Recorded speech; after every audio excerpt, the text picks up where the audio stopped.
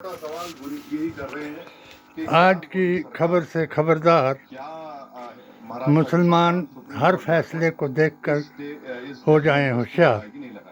हम भारतीय संविधान, कुरान और नबी की जुबान के मुताबिक देश के प्रति, प्रदेश के प्रति और अपने इलाके के प्रति अपना कर्तव्य निभाएंगे। रिश्तेदारों को, अपने लव वंश को गद्दार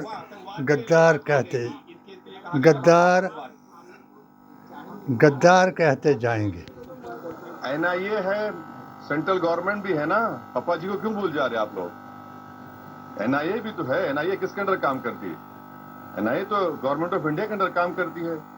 रोहिणी सालियान का स्टेटमेंट है, मिलिट्री ग्रेड अगर आरडीएक्स इस्तेमाल हो रहा है तो भाई साहब ये कहां से आया? ये बड़ा सवाल है। भगवान देखिए, छोड़िए ना, सुनिए हमारी बात को। आपको एक ही रट लगा हुआ है। नहीं सुन लीजिए ना, सुन लीजिए एक बात सुन। अच्छा, तो इसका मतलब आप हेमंत करके को गाली दे रहे हैं? बोलिए खुल के आप लोग, जिसने अपनी जान इस देश के लिए दे दी, बोलिए हेमंत करके झूठा था। अरे आप एक बात समझिए कि हमारी एनआईए एक प्रीमियर इन्वेस्टिगेटिव एजेंसी है। उनका अगर इस तरह का रवैया रहेगा तो इंटरनेशनल लेवल पे क्या असर पड़ेगा, इसको आपको जानना चाहिए।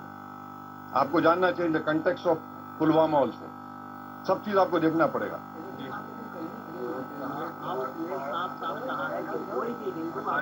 हाँ, तो आप कह रहे हैं कि वो सुनकर जजमेंट आया। मैं नहीं कह रहा हूँ, आप कह रहे हैं, वही कहना चाह रहे हैं कि आप नहीं आप नहीं। अरे छोड़िए ना। महात्मा गांधी को मारने वाला कौन था? चीनी था। हैं?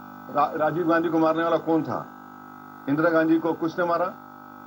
ऐसा छोड़िए ना आप लोग। बहुत हम बोल सकते हैं। ये हम आपको कह रहे हैं कि क्या भारत सरकार, मोदी सरकार, क्या महाराष्ट्र की सरकार, वो जो लोग मरे हैं, चाहे वो ट्रेन ब्लास्ट में हो, आपने चले गए सुप्रीम कोर्ट जाकर रुका दिया आपने, इनका क्या करेंगे? मालेगांव 2006 किसने किया, 2008 किसने किया? देखिए, हम सच बात कह रहे थे, रहमत बरस रही है। Thank you. Asaduddin Owaisi Malegaon blast पर सवाल उठा रहे थे, बड़े टेक्निकल पहलू भी उन्होंने उठाए। असदुद्दीन ओवैसी का बयान यही है, हमारा देश के प्रति कर्तव्य, और यही कहता है वेद, पुराण, गीता ग्रंथ और कुरान कि जिस संविधान को डॉक्टर अंबेडकर ने बनाया, महात्मा गांधी ने लागू कराया, जिस ऐलान को जवाहरलाल नेहरू ने कराया, जिस आह्वान को रजवाड़ा शाही मिटाने का आज उनको लग रहा है कि बड़ी नाइंसाफी हो गई। उस दिन ओवैसी साहब सरदार पटेल ने मनवाया, और जिस अकीदे, ईमान, कुरान और नबी की जुबान से शेरे कश्मीर शेख अब्दुल्ला ने जिन्ना के अपील को ठुकराया और नाअहल की इक्तदा करने से अपनी गर्दन कटाना बेहतर बताया, ये इमाम हुसैन का बयान है। ये करबला का मैदान है। आज मालेगांव पर जो फैसला हुआ, जो एक गौरसेवादी, जो गौरसे सनातन के संत को हेराम करते, हिंदू मुस्लिम कराने के लिए, हिंदू राष्ट्र बनाने के लिए, और मुसलमानों को उस वक्त भी ऐलान करके धर्म वापसी कराना या उनको कत्ल करा करके जमीन में गिराना, जो लाशें गिराई गई, और जिन बदअकीदा लोगों ने पाकिस्तान बनाया, उन लाशों के ऊपर लोगों को लगाया। जिन मुसलमानों ने इस ऐलान को, जो जवाहरलाल नेहरू ने मैं मुंबई में ही था और जब वो खबर आई 7 सवा 7 बजे के आसपास और एक के बाद एक 7 धमाके, जिसको शिक्षा मंत्री बनाया मौलाना अब्दुल कलाम से ऐलान कराया कि ए लोगों अपने मुल्क को ना छोड़ें। यही महात्मा गांधी ने अनशन करके बताया कि अगर मुसलमान मेरे साथ ना होते तो आज़ादी का लाना मुमकिन नहीं।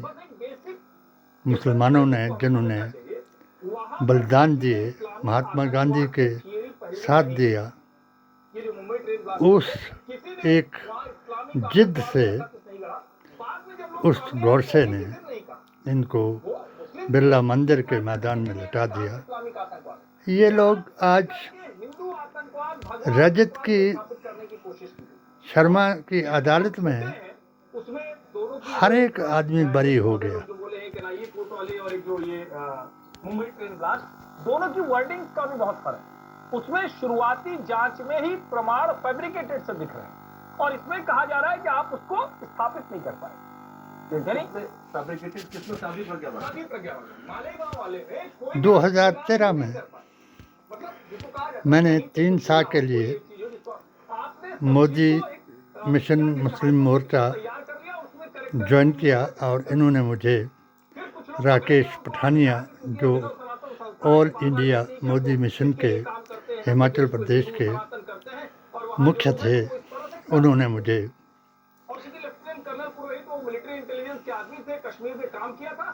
हिमाचल मुस्लिम मोर्चा का महामंत्री बना करके 3 साल का भरोसा दिया।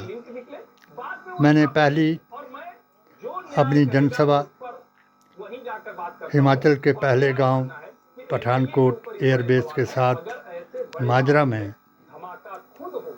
इनका स्वागत कराया और अपने इस मंच का संचालन इमरान रज़ा जो मेरे अकीदे के मदारिस थे उनसे कुरान से कराया।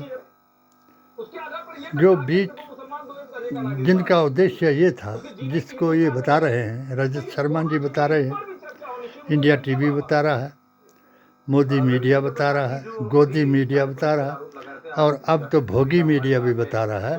भोगी मीडिया से मुराद मेरी ये है कि जो पैसे लेकर के जो मर्जी लिख देते हैं और उसका राजनीतिक लाभ उठा करके उन पर कोई केस दर्ज नहीं होता, चाहे जो मर्जी लिख दें और जिसको मर्जी रजत शर्मा बरी कर दें। रजत शर्मा ने प्रज्ञा ठाकुर को बरी कराया। उसी प्रज्ञा ठाकुर ने महात्मा गांधी के स्टैच्यू पर तीरों की वर्षा की। उन्होंने गांधीवादी सनातनियों को बुरा भला कहा और गोडसेवादी सनातनियों का शरेआम साथ दिया। ये 4 थे संसद में और 313 बना दिया। क्यों कि हम सब लोगों ने 3 साल के मुताबिक मोदी जी का साथ दिया। जब आपने 3 गाय का ऐलान किया, गांधी गोत्र और गाय, तो फिर आपने खुफिया तौर पर ये ऐलान किया कि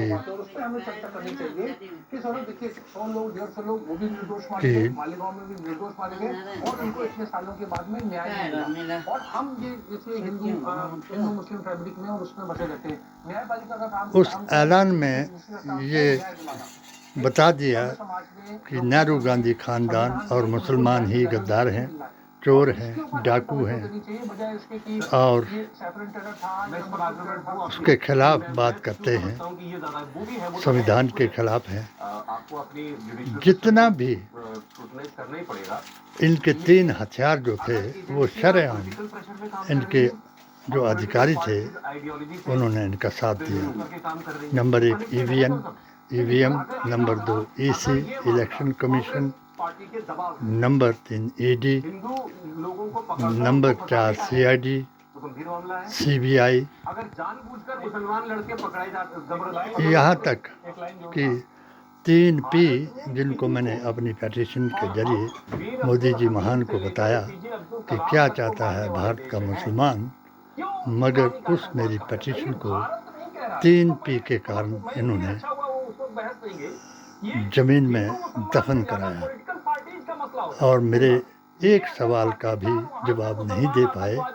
सबसे बड़ा मेरा सवाल था कि जो जमातें, चाहे वो राजनीतिक हों चाहे धार्मिक हों, संविधान का विरोध करें, उन जमातों पर नज़र दी जाए, उनकी सीबीआई इंक्वायरी कराई जाए।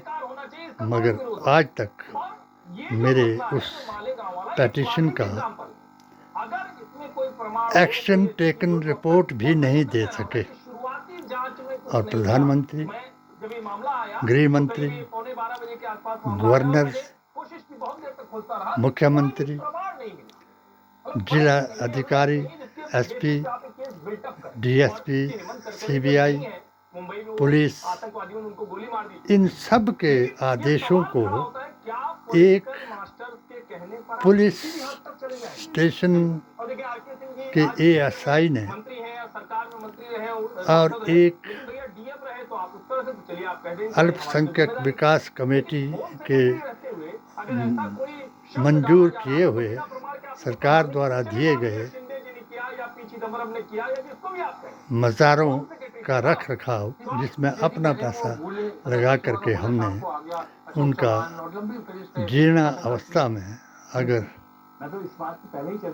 मरम्मत कराई, मगर उसको भी इन्होंने अपने गुस्ताखे रसूलों, बेअसूलों, लब जिहादियों, गौरसेवादियों से गिरवा दिया और हर मस्जिद और मज़ार के नीचे अपना शिवलिंग दिखा दिया। अब मुकाबला आमने सामने है। मैं ये दावे से कहता हूँ कि आज अल्लाह तबारक तआला ने जो मेरी दुआ को कबूल किया, मैंने अपनी किताब और HHA के द्वारा ओवैसी जी को अवगत कराया कि जो मुल्ला के दीन पर चलते हैं वो आपको मुसलमान होने के नाते बदनाम करा देंगे और अपने जो इनका हराम काम है, मुत्ता हलाला, 3 तलाक, लब जिहाद, ये धर्म परिवर्तन, ये सब काम हराम हैं, जो जिनके अड्डे इन्होंने मदरसों को बना दिया और रसूलुल्लाह के दीन को की तौहीन कराई। और ओवैसी जैसे, इमरान प्रतापगढ़ी जैसे और अब इकरा हसन जैसी एक हनफा बीबी की पहलवान को भी जो मर्जी कह करके अश्लील शब्दों से, चाहे वो कर्नल कुरैशी हो, तो उग्रवादियों की, आतंकवादियों की बहन बता दिया। यही एक कारण था कि मोदी जी महान के गुरु जो बन गए, ये विश्व गुरु बनने के प्रयत्न में थे, मगर जब इनके गुरु एक ही बात के लिए इनको गुरु धारण किया था, क्योंकि चीन, अमेरिका, कोरिया और ऐसे कुछ मुल्क, कट्टर मुल्कों ने, जो मुस्लिम, ये इजराइल जो मुस्लिम विरोधी थे, उन्होंने मोदी जी को महान बता दिया कि इनका भी मकसद है कि हर मुसलमान जो है वो उग्रवादी है, आतंकवादी है। और इसीलिए इन्होंने ऑपरेशन सिंदूर का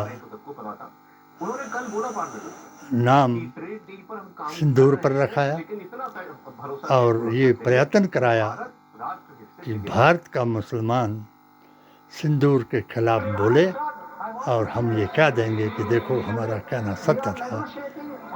इसी तरीके से इन्होंने महादेव ऑपरेशन शिव शक्ति ऑपरेशन, हमें इसमें कोई बात नहीं। शिव शक्ति होगी तो भारत की शक्ति होगी। हम ये चाहते थे कि जो गुनहगार है उसको सज़ा दी जाए, और गुनाह एक किस्म का है तो उनको एक ही तराजू में तोला जाए। जैसे बाबा कृषि और डेयरी, वो ये चाहते हैं कि ये सेक्टर्स भारत खोले। छांगर जो हैं ये बड़ा भारी गुनाह करा रहे हैं, और 16 लाख 12 लाख 10 लाख लड़कियों को देख करके उनको उनका धर्म परिवर्तन करा रहे हैं। इसी तरीके से दूसरा बाबा जो है वो बाहरी मुल्कों में जा कर के धीरेन्द्र शास्त्री अपने को हिंदू राष्ट्र बनाने का ऐलान कराया। क्या प्रधानमंत्री, गृह मंत्री, रक्षा मंत्री इस बात को नहीं जानते कि कौन आदमी जो है संविधान के होते हुए ये ऐलान करा रहा है और मुसलमानों की ठठरी बता रहा है? ये ठठरी जो है इनके काम आ जाएगी। हम मोदी जी महान से फिर कहेंगे कि ओबीसी की बातों पर ध्यान दें।